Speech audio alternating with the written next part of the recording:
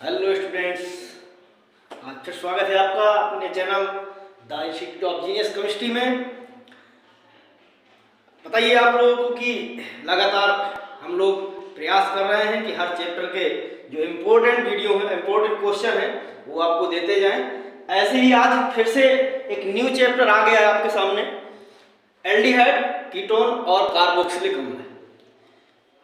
उम्मीद है कि आप लोग इन क्वेश्चनों को करते जा रहे हो और ये दावा है आपका 100% कि आप इन क्वेश्चन को करिए और 70 में 70 नंबर लेके आप जरूर आइएगा। और जो भी क्वेश्चन समझ में नहीं आ रहे हैं आपको या उनके आंसर नहीं मिल रहे हैं, तो आप कमेंट बॉक्स में आप हमें मैसेज भेज सकते हैं या डायरेक्ट कॉल कर सकते हैं, तो हम उन आंसर को आपको बता देंगे। शुरुआत करते हैं। सबसे पहला क्वेश्चन एल्डिहाइड, कीटोन और कार्बोक्सिलिक अम्ल का जो है वो है एल्डिहाइड कीटोन बनाने की दो विधियों का रासायनिक समीकरण लिखिए। तो कई सारे मेथड आप लोगों ने पढ़े हैं, एक नहीं है, एल्डिहाइड हो चाहे कीटोन हो बनाने के कई सारे मेथड पढ़े थे। इनमें से कोई भी दो मेथड यूज कर लीजिए, जिनमें से हम एक दो आपको बता दे रहे हैं। जैसे सबसे पहला मेथड है, अगर आप एल्डिहाइड बनाना चाहते हो तो प्राथमिक एल्कोहल ले लीजिए आप, प्राथमिक एल्कोहल। और प्राथमिक एल्कोहल का यदि आप या तो आप ऑक्सीडेशन करवा दें या फिर रिडक्शन करा दें, तो दोनों में ही आपको ये मिल जाएगा। तो जैसे हमने ले लिया CH3 CH2 OH ले लिया। अगर इसका ऑक्सीकरण कराओगे अम्लीय potassium dichromate K2 Cr2O7 plus H2S4 की प्रेजेंस में कराओगे, तो यहां से वाटर रिमूव हो जाता है और जाकर के यहां CH3 CH मिल जाएगा। अगर आपने विहाइड्रोजनीकरण कराया होता, रिडक्शन कराया होता, तो यहां से HH निकल के H2O निकल गया होता और Cu की प्रेजेंस लेते और लगभग 300 डिग्री सेल्सियस टेम्परेचर पे गर्म कर देते। अगर आपको कीटोन बनाना था तो जो हमने प्राइमरी एल्कोहल लिया है, प्राथमिक एल्कोहल लिया है, इस प्राथमिक एल्कोहल की जगह आपको द्वितीयक एल्कोहल ले लेना है। और जब द्वितीयक एल्कोहल लोगे तो यहाँ से एक हाइड्रोजन हट जाएगा और कोई ना कोई एक एल्केल ग्रुप आ जाएगा। तो जैसे एल्केल ग्रुप यहाँ पर आ गया तो यहाँ से भी आपका हाइड्रोजन हट करके CH3 आ जाता है। तो इस प्रकार से आप प्राइमरी एल्कोहल के थ्रू आप बना सकते हो एल्डिहाइड कीटोन को। अगर हम लोग दूसरे क्वेश्चन की ओर चलते हैं, उसी में और भी कह रहा है कि निम्न के साथ अपक्रिया भी करानी है। HCl के साथ कराओगे योगात्मक अपक्रिया, कभी कभी क्वेश्चन पूछ लेगा एल्डिहाइड कीटोन की किन्हीं दो योगात्मक अपक्रियाओं का रासायनिक समीकरण लिखिए। तो आपको एक HCl के साथ लिख देना, एक सोडियम हाइड्रोजन सल्फेट या कार्बोनेट के साथ लिख देना है, जिन्हें सोडियम बाइकार्बोनेट भी हम लोग कह सकते हैं। अगर दूसरा है हाइड्रोक्सिलेमीन NH2OH के साथ क्रिया कराइए। तीसरा NH2NH2, इसको भी हम लोग हाइड्रोजीन बोलते हैं। और इसके बाद NH2NH CO NH2 semi carbazone, semi carbazide के साथ जब क्रिया कराते हैं तब सेमी कार्बेजोन बनता है। जिसके साथ कराओगे एल्डिहाइड होगा तो एल्डिहाइड के साथ बनेगा, कीटोन होगा तो कीटोन के साथ बनेगा। नेक्स्ट क्वेश्चन है, निम्न पर संक्षिप्त टिप्पणी लिखिए तथा रासायनिक समीकरण भी दीजिए। बहुत सारी नेम रिएक्शन है आपकी ऑर्गेनिक केमिस्ट्री में, इतनी नेम रिएक्शन है।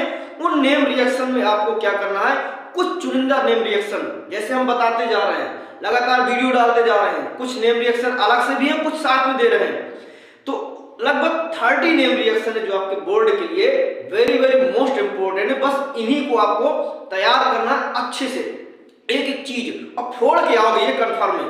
आप 70 में 70 फोड़ के जरूर आओगे, ये मेरा वादा है। और थोड़ा सा बस रिलैक्स होकर के अपने आप को रियलाइज कर करके अपने आप को थोड़ा कंसंट्रेट करके इन क्वेश्चनों को लगातार सॉल्व करिए, डेली रिवीजन करिए।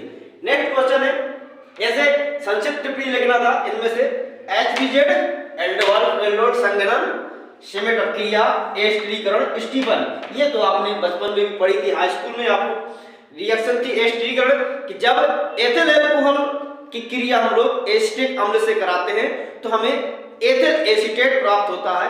इस रिएक्शन को, इस क्रिया को हम लोग एस्टरीकरण अपक्रिया कहते हैं। इसके बाद नेक्स्ट है आपकी बेंजल्डिहाइड बनाने की प्रयोगशाला विधि को समझाइए और टॉलन अभिकर्मक और सांद्र H2SO4 के साथ क्रिया कराइए। तो बेंजल्डिहाइड बनाना है, प्रयोगशाला विधि कह रहा है। तो जो प्राथमिक एल्कोहल लिया था उस प्राथमिक एल्कोहल में ही आप क्या करोगे, जहां पर आपने एल्केल ग्रुप लिया था वहां पर एराइल ग्रुप ले लेना है। अर्थात बेंजल एल्कोहल का जब हम लोग रिडक्शन कराते हैं वो या ऑक्सीकरण कराते हैं, दोनों में ही आपको ये चीज प्राप्त हो जाता है। इसके बाद नेक्स्ट क्वेश्चन है 1 2 3 4 5 आपके इनमें से 4 तो एसिड है और एक एल्कोहल दे दिया है और उसने कह दिया कि इसका अम्लीयता का घटता क्रम लिखना है।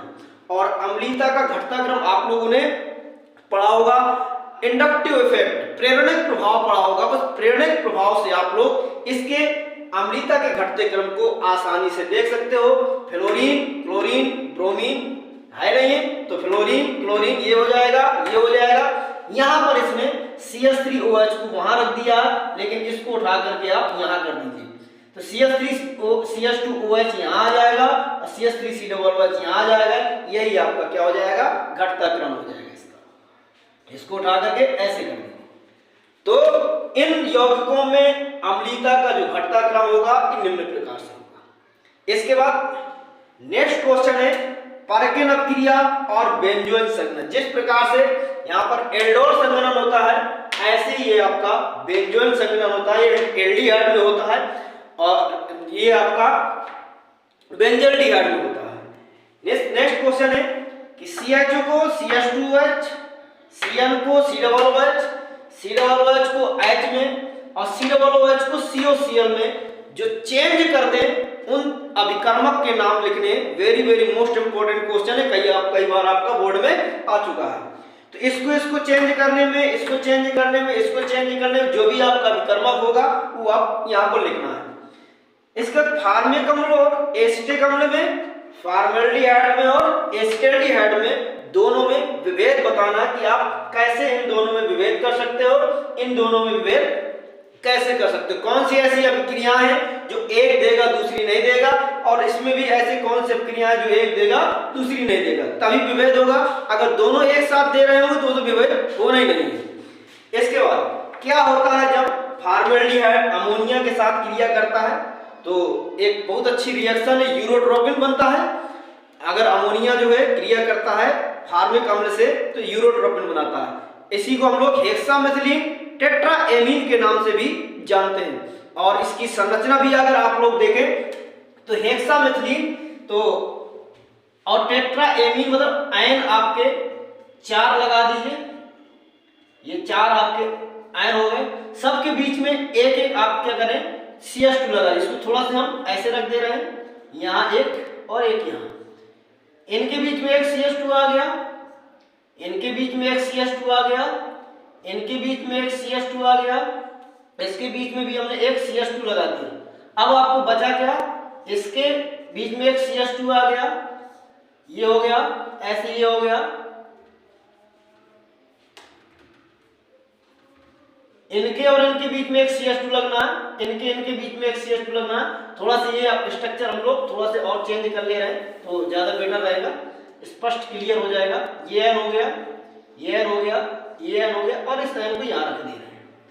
तो ये इसके बीच में आ जाएगा, ये इसके बीच में आ जाएगा, ये इसके बीच में आ जाएगा, ये इसके बीच में आ गया और ये आपका इसके बीच में आ गया, ये आपका इसके बीच में आ गया।